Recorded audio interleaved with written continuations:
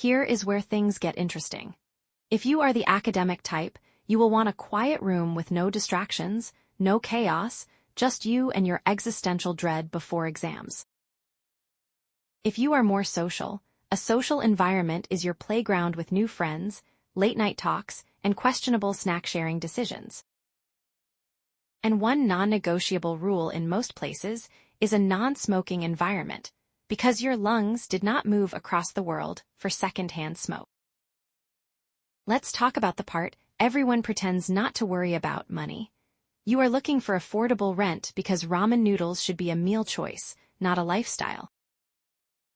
It is even better if utility bills are included, because surprise electricity bills are not the kind of cultural experience anyone wants. And flexibility matters too.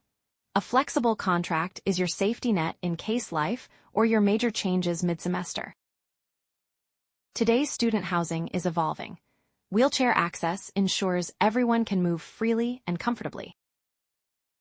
Pet-friendly housing means your emotional support cat can finally get its passport ready.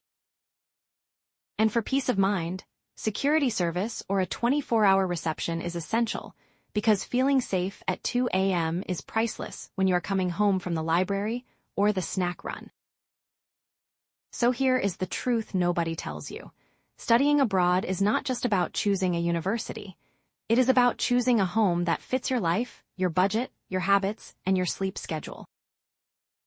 Because once you find the right place, everything else starts to feel like an adventure instead of a survival game.